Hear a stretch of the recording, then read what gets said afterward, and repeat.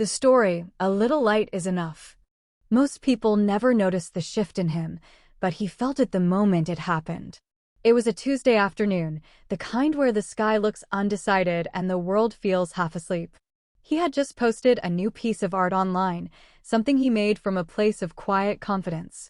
Nothing flashy. Nothing desperate. Just honest work. Minutes later, the first negative comment arrived. Then another. Then another. But instead of shrinking, something strange happened inside him. He felt a spark. A pulse. A quiet excitement. Not because the words were kind, they weren't. Not because the people were right, they weren't. But because he suddenly understood something most people never realize. If one person is negative, there are thousands more just like them, stuck, bitter, tired, and convinced the world is against them. And if so many people are sinking into negativity, then choosing positivity, even a small amount, becomes a superpower.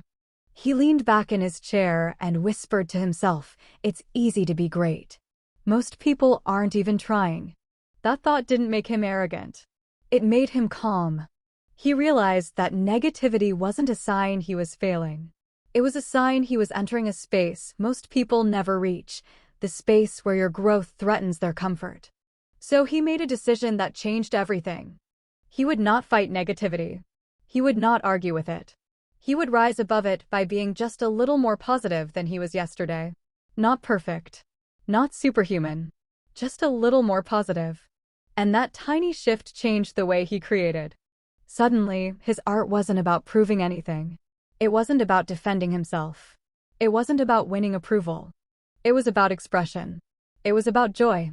It was about the quiet confidence of someone who knows that the world is full of people who gave up, and he refused to be one of them.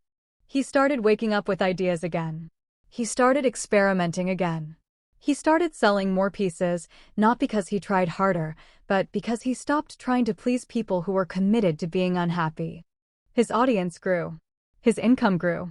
But more importantly, his peace grew. One evening, after finishing a new artwork, he looked at the piece and smiled.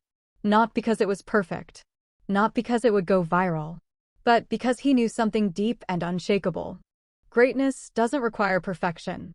It requires persistence. And persistence becomes easy when you stop letting negativity define your worth. He realized that every negative person was actually a reminder, a signal that he was on the right path. A reminder that he was choosing something rare. A reminder that he was building a life most people only dream about. And as long as he stayed even a little positive, he would always rise above the noise.